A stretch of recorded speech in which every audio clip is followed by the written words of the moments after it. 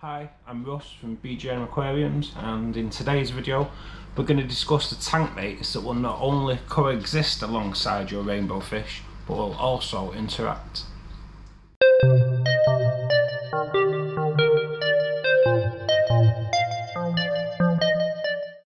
So rainbow fish tend to exist more at the top half of the water column of the aquarium. So the best tank mates would be the species that tend to spend more time around the middle and at the bottom. So this is the 10 recommended tank mates that I personally would recommend for putting with rainbow fish, and a sneaky little 11th at the end of the video too. So number 1, Tetras, cardinals, neon, silver tips, any of more the larger types of Tetras probably. Both are a schooling fish, so they will often interact together in their schools.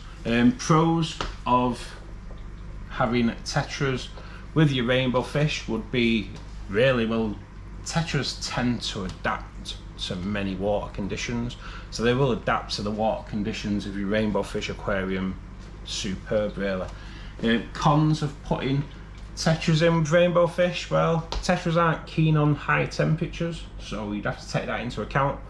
Probably keep your aquarium more towards the 74 to 76, 78 regions.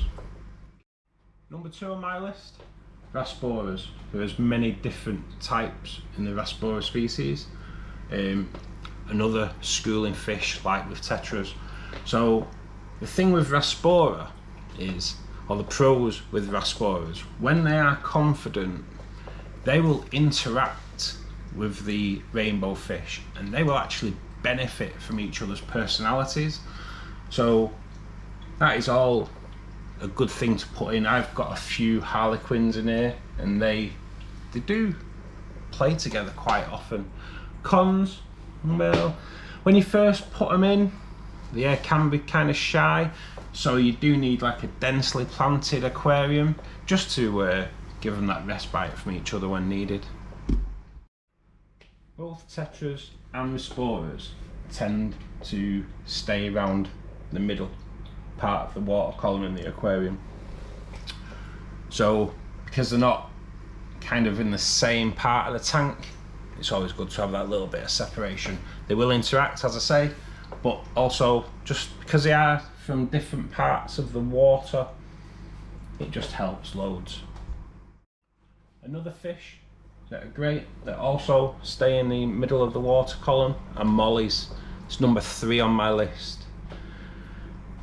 Mollies, absolutely beautiful. I don't actually have any in there. I know they kind of prefer a bit of a brackish water, so I've always stayed clear of Mollies myself, but they are a very friendly fish and they will not compete for dominance with your rainbow fish, so they will just live side by side quite happily.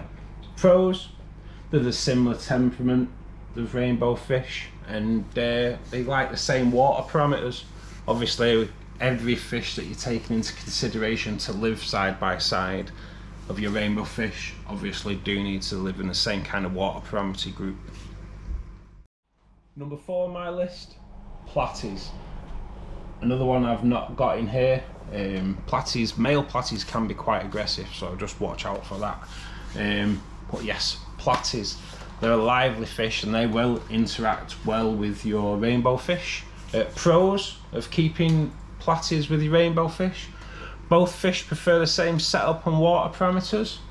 Cons, they will interact really well together, but they will require a little bit of a hiding place from time to time because they don't really like being pestered. So hence heavily densed plant, great, so they can go in anything that breaks the line of sight just so they can get away from time to time.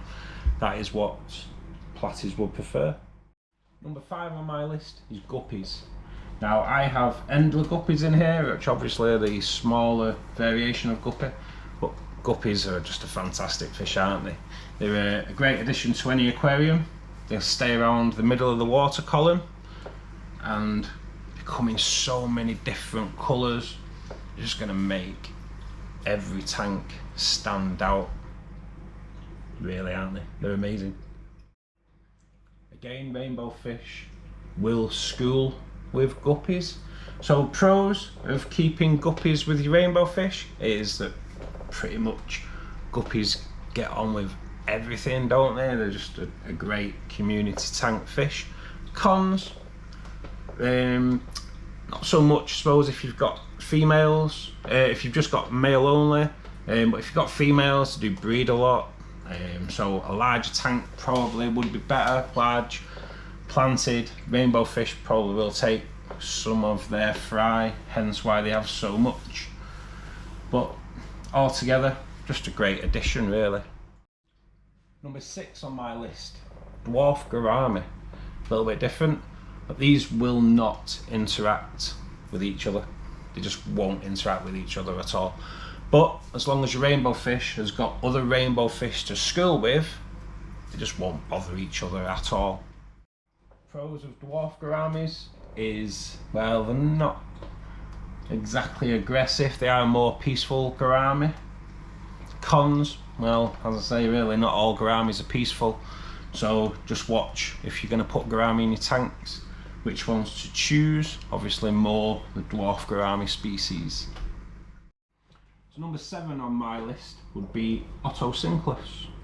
Otocinclus are just a fantastic fish, aren't they? I love them.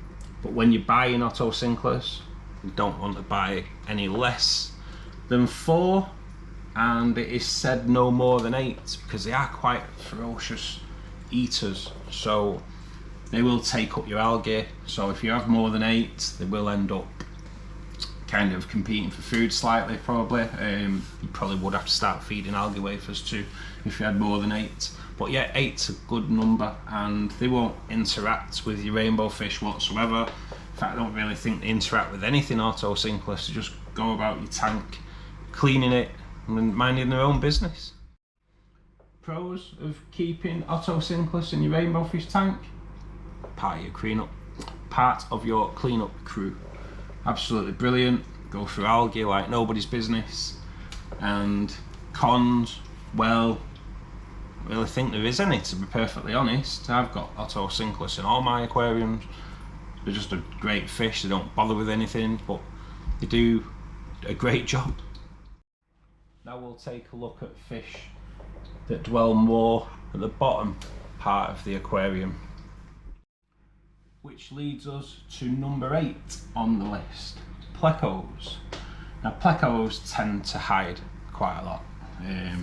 I have a redfin thresher pleco, which is actually at the back there at the moment. Plecos tend to hide a lot, and when they're out, they tend to be at the bottom.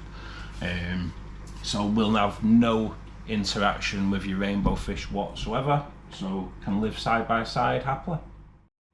Pros of keeping Plecos with your rainbow fish, again, part of the cleanup crew. You can get some stunning Plecos as well, as long as you don't get the ones that go too big. But there are some Plecos that will hold around between 6 and 10 inches. Absolutely fantastic. So pros, like I say, part of the cleanup crew and will keep your algae at bay. Cons, well, they do require a larger aquarium really, and a real aerated water, which you should have for your rainbow fish anyway, so make sure there's an air stone, air pump running there just to keep that water quality perfect for them. If you are enjoying today's video, can you just click the like button and subscribe to the channel for further content? Cheers. It just helps the channel so much, and obviously I'm just a small channel trying to grow, so if you can click the like and subscribe, I'd be truly grateful. Thank you. Number 9 on my list is Corydoras. Corydoras, well, I'll be honest, they are up there with my favourites. I love Corydora. I have many different types of the species in 3 of my tanks. I love Corydora. They're fantastic when they come out. When they do come out, they stay at the bottom of the aquarium, apart from when they're coming up to gasp air. That's not a problem. They won't interact with your rainbow fish at all, so we'll quite happily live side by side. Pros of keeping Corydora with your rainbow fish? Well, they'll keep the substrate stirred up as they whiz around, which obviously brings any detritus off the ground and back into the water column, so it's filtered away. So they are really part of cleanup crew, even though they don't really eat algae. And cons, well, when you're feeding, you may just have to monitor it. Just make sure they're getting food. If their food is getting picked off by the rainbow fish and any other fish that stay middle to top, then just target feed with some pellets and maybe the glass tubes that you can use for feeding shrimp, just to get it down there so your rainbow fish won't take their food off them. So number 10 on my list would be clown loach. They're a beautiful fish, yellow, black stripes. They live at the bottom of the aquarium, best kept in probably groups of 5. They will have no interaction with your rainbow fish, so quite happy for them to be tank mates. Pros for clown loach: they're a vibrant fish, they're lively, they'll be buzzing all around the front. They do tend to stay at the bottom. Cons: if you're looking at breeding your rainbow fish, it's not going to happen.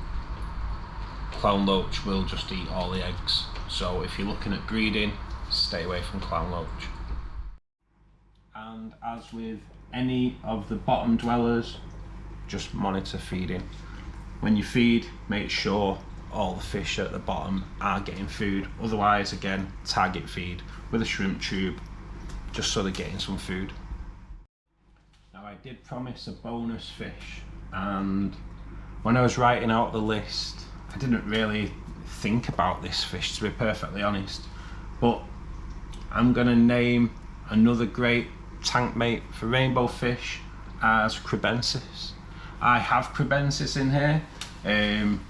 Wasn't ever really going to put Crebensis in this tank, but one of my other aquariums, the Crebensis bred, I took 30 or so fry out of that tank, put them into a nursery tank. When they got to a size where they were a little bit big for the little nursery tank, I put 30 Crebensis fry in here. I have recently taken, I think there was about 15 to 20 into Maidenhead Aquatics near me, and swapped that for some food. But I do also still have Crebensis in here. Now, that is a female, and there is a male in here, which is not that one, but they have actually just bred. He may be out the back looking after the fry, to be perfectly honest. So I have got more Crebensis fry in there. Again, live side by side. So that is my little bonus fish. I hope you've enjoyed today's video, and I will see you in the next one. Thank you.